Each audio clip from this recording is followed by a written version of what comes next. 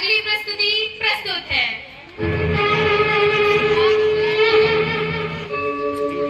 यदा यदा हि धर्मस्य ग्लानिर्भवति भारत अभ्युत्थानमधर्मस्य तदात्मानं सृजाम्यहम् परित्राणाय साधूनां विनाशाय च दुष्कृतां धर्म संस्थापनार्थाय संभवामि युगे युगे।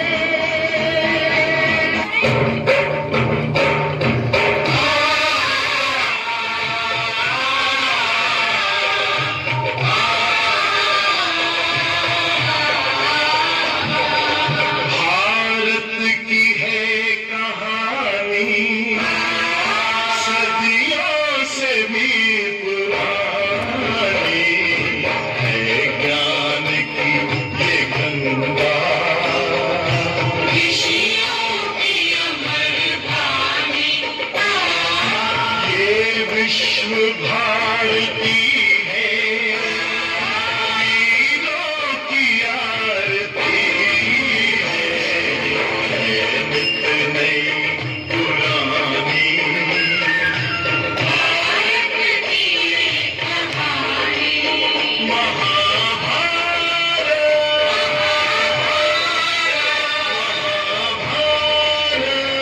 भैया भीम, भैया नकुल, सहदेव, ये क्या हुआ? ये क्या हुआ?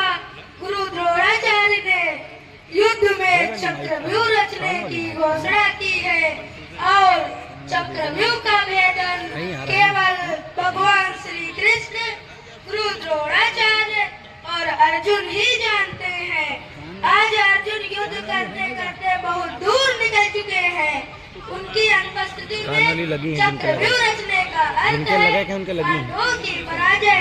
माताश्री, आप चिंता मत करिए, मैं अपनी गदा से चक्रव्यूह तोड़ दूंगा। प्रणाम पूज्य चिरंजीवी भवपुत्र, मैं ये क्या देख रहा हूँ? आज मेरे पिताजी की अनुपस्थिति में आप सबका चेहरा मुरझाया हुआ क्यों है?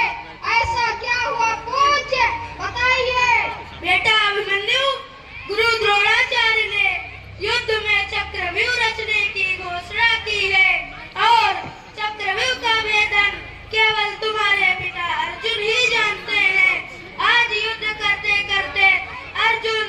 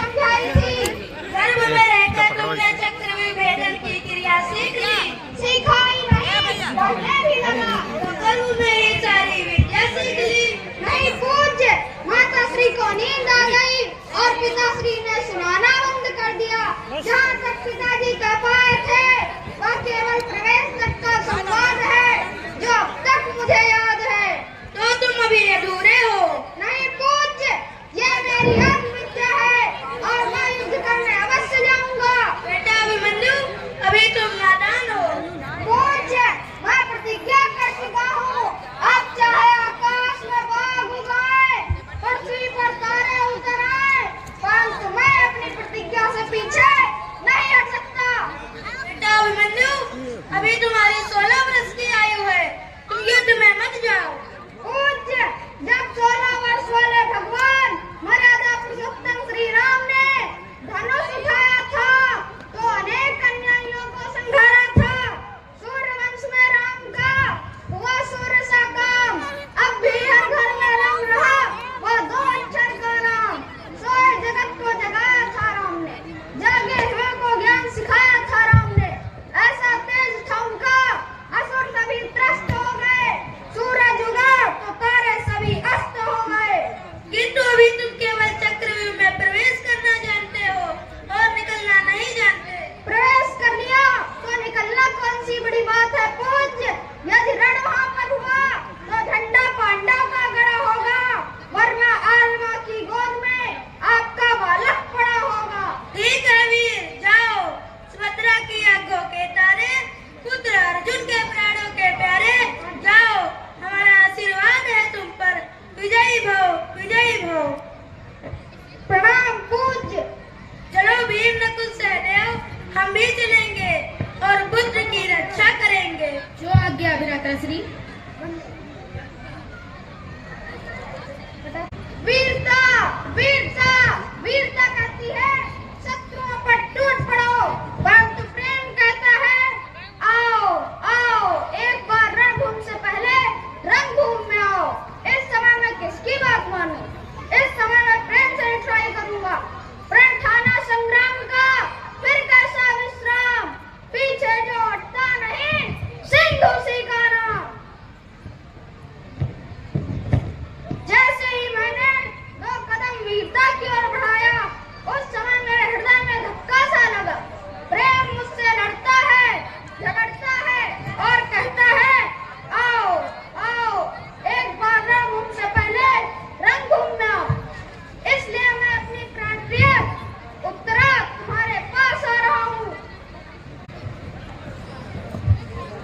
मैं अपनी प्राणप्रिय उत्तरा से तो मिलके आ गया, अब मुझे माता श्री के चरणों में प्रणाम करना चाहिए। पर्दा खोले क्या? महारानी जी की जय हो, महारानी जी की जय हो। महारानी जी, मैंने सुना है कि आपका पुत्र अभिमन्यु युद्ध में जा रहा है तथा पांडव सभा युद्ध में जाने की प्रतिज्ञा भी कर चुका है। दासी, अगर हमारा पुत्र अभिमन्यु युद्ध में जा रहा है तो यह तो बहुत अच्छी बात है। आज उसके सिर पर सेनापति का मुकुट होगा और यह एक माँ के लिए गर्व की बात है। मेरा पुत्र युद्ध में जाने से पहले मुझसे मिलने अवश्य आएगा। मैं उसका इंतजार करूंगी। माता श्री के चरणों में अभिमन्यु का प्रणाम स्वीकार हो। यशस्वी भव पुत्र। बेटा अभिमन्यु, मैंने सुना है कि आज तुमने पांडव सभा में युद्ध में जाने की प्रतिज्ञा की है और बड़े महाराज ने तुम्हें युद्ध में जाने की आज्ञा दी है। सत्य है माता जी। हमारा नेह तज कर बेटा आज आर्यमा से नाता जोड़ोगे। तनय आचार्य निमित्त आज चक्रव्यूह तोड़ोगे। विलंब क्यों है? युद्ध में जाने वाला नवयुवक इस नेह भूमि पर क्यों ठहरा हुआ है? बाड़ों को अपना लक्ष्य करने वाला नयन बाड़ों का लक्ष्य क्यों बन रहा है? बेटा, यह उत्तरा का प्रेम तुम्हारे प्रण को डुबा देगा, कर्तव्य भूमि पर तूफान उठा देगा। इसलिए इन बिलखती हुई आंखों की ओर अपनी आंख मत उठाओ तथा संग्राम में जाओ और मुझे राजरानी बनाओ। देखना बेटे, पांडवों का मान न जाने पाए। यह जान भले चली जाए मगर अभिमान न जाने पाए। युद्ध भूमि सदा ही क्षत्रियों का गौरव है, इसलिए ध्यान रहे इतना, यह अवमान न जाने पाए। जैसी आज्ञा माता जी। बेटा, यह एक माँ की ममता है जो कि अपने लाल को जलती हुई ज्वाला की भट्टी में कूदने से रोकना चाहती है, परंतु आज उस ममता का गला घोटकर मार दूंगी। भूल जाओ हमारे स्नेह को बेटा, उत्तरा के प्रेम को, भूल जाओ राज्य के आराम को, महलों के सुख को। बस याद रहे इतना कि युद्ध में अपनी पीठ ना दिखाना, मर जाना मिट जाना, मगर इस माँ का सर ना लजाना। देखना बेटे, को कलंक न लगने देना और अपना हारा हुआ मुख मुझे न दिखाना। यह तुम्हारी माँ सुभद्रा की आज्ञा है। जैसी आज्ञा माता जी। यदि तुम जा पाकर आए तो यह सुभद्रा की गोदी है, नहीं तो पांडव नंदन तुम्हारी माता पृथ्वी है। दासी, मुझे पूजा का थाल लाओ, मुझे अपने बेटे का तिलक करना है।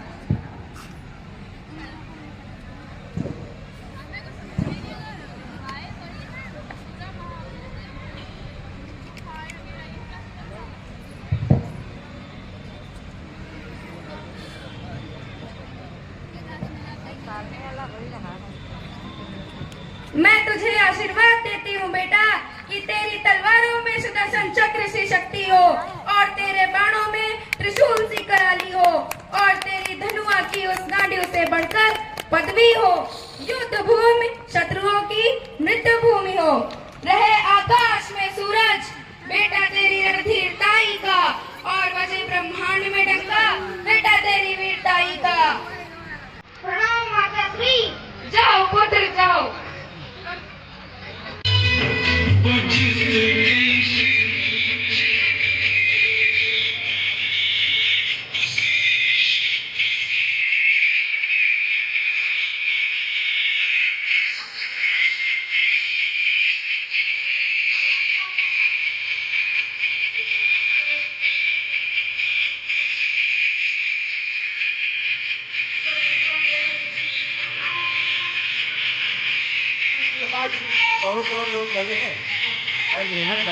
भाई देखो, पूरी जिम्मेदारी पूरी जिम्मेदारी बचाओ।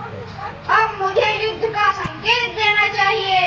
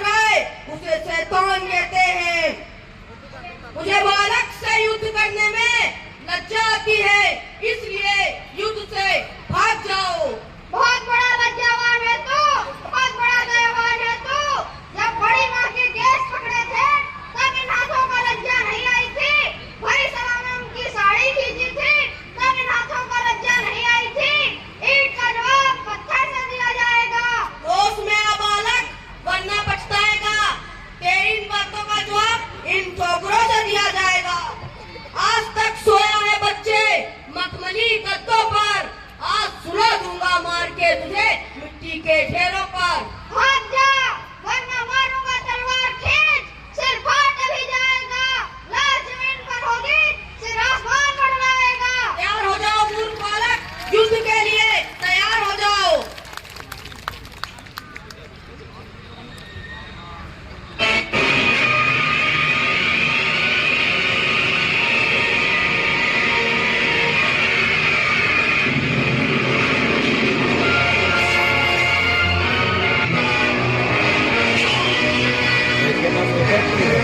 भाई के पास एक ही तीर है लगा।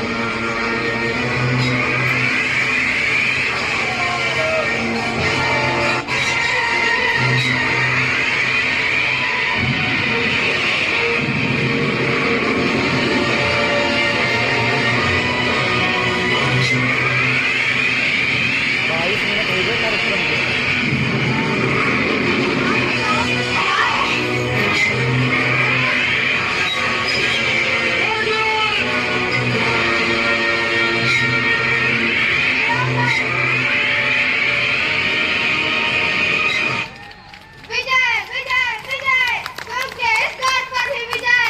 आगे चलता हूँ, आगे गुरु द्रोणाचार्य हैं, उनके चरणों में मुझे प्रणाम करना चाहिए। कल्याण हो युद्ध से पहले बाण का लक्ष्य मेरे पैरों की तरफ करके ये अर्जुन के पुत्र अभिमन्यु की शान है। संभल जाइए आचार्य देव, आज दादा का नाती से संग्राम है। बेटा मैं तुम्हें परामर्श दे रहा हूँ, तुम इस युद्ध में से वापस चले जाओ। क्या कहा आचार्य देव, मैं युद्ध से वापस चला जाऊं? अर्जुन कुमार होकर युद्ध से वापस चला जाऊं? ऐसा कदापि नहीं हो सकता। यदि आपको मेरी अवस्था पर लज्जा आती है तो आप भी युद्ध से चले जाइए। मैं तुम्हें समझा रहा हूँ, तुम यहाँ से चले जाओ। बनाया चक्रव्यूह था मैंने दुर्योधन आदि के चढ़ाने पर, लेकिन क्रोध में किसी की बुद्धि नहीं रहती ठिकाने पर। उठे थे हम पांडवों में से किसी एक को मिटाने पर, लेकिन क्या पता था आज आ जाएगा बालक निशाने पर। दया और ममता में ये लड़ाई होने वाली है, इस भलाई में क्या ये बुराई होने वाली है। यदि आपको मेरी अवस्था पर लज्जा आती है तो आप भी युद्ध से चले जाइए। ये हाथ कौरवों के लिए है, आचार्य के लिए नहीं। मैं पुनः तुम्हें समझाता हूँ, तुम चले जाओ। मैं कुछ संकोच में पड़ रहा हूँ। यह तो मैं भी देख रहा हूँ, आप कुछ चिंतित हैं, कुछ संकोच कर रहे हैं। चिंता है तो तेरी और ममता है तो आज तेरी। चिंता और ममता किसकी? एक शत्रु के पक्षपाती को। ये मैं पांडवों को मैं अपना शत्रु समझकर लड़ रहा हूँ और कौरवों की ओर से अपना धर्म समझ के। तो क्या आज आपने कोई पाप नहीं किया? आप जानते थे कि अर्जुन के अलावा वह कोई नहीं तोड़ सकता और आपने चक्रव्यूह रचा दिया। ये पाप नहीं तो क्या है आचार्य देव? आज मैं प्रतिज्ञा कर चुका हूँ कि आपके द्वारा बनाए हुए व्यूह का भेदन मैं ही करूँगा। और आज मैं भी प्रतिज्ञा कर चुका हूँ कि मेरे बनाए हुए चक्रव्यूह में पांडव के किसी एक वीर का मरण होगा। युद्ध के लिए तैयार हो जाते आचार्य देव। क्या हो रहा है? मेरे हाथ में धनुष उठाता हूँ तो आज उठाया नहीं जा रहा। ये अभिमन्यु के बाण मेरे ऊपर बराबर मार कर रहे हैं। मेरे हाथ बाण चलाने से घबरा रहे हैं। क्या हो रहा है? ये मेरे कान पर गा रहा कोई गीत है। युद्ध जो हो रहा ये धर्म के विपरीत है। क्या हुआ आचार्य देव? युद्ध क्यों नहीं करते? युद्ध बालक से करें आचार्य, ये अनुनीत है, इसलिए इस व्यूह में अभिमन्यु तेरी जीत है। प्रणाम आचार्य देव। विजय विजय विजय, व्यूह के इस द्वार पर भी विजय। कहाँ है दुर्योधन?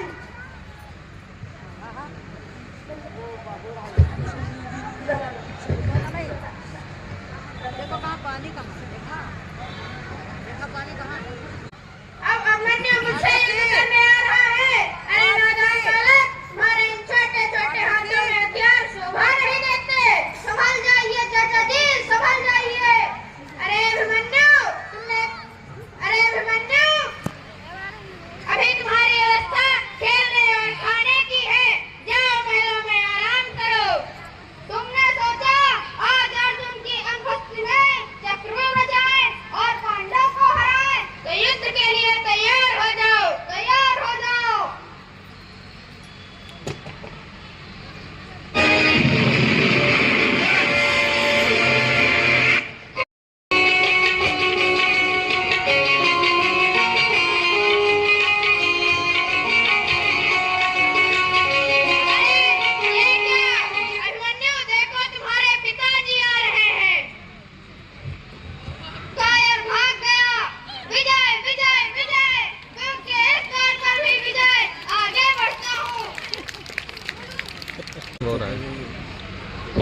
सामने को लड़का उनका लड़का है दुर्योधन का। लक्ष्मण। हाँ मैं दुर्योधन का पुत्र लक्ष्मण। लक्ष्मण हूँ। बाप तो भाग गया, अब बेटा युद्ध करने आया है। युद्ध के लिए तैयार हो जाओ। युद्ध के लिए तैयार हो जाओ।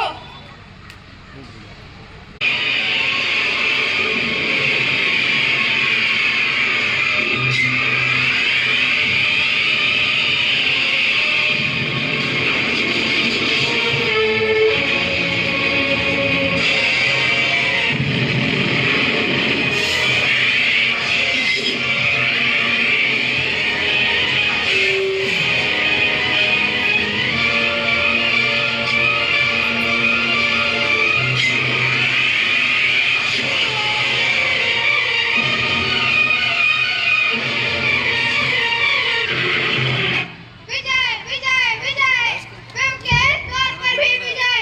आगे बढ़ता हूँ। वाह यार बहुत लाया हम सर वो कहाँ गए?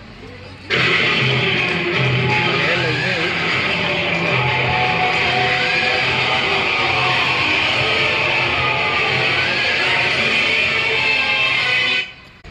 मैं आपके लाल लखन को अभिमन्यु ने मार दिया।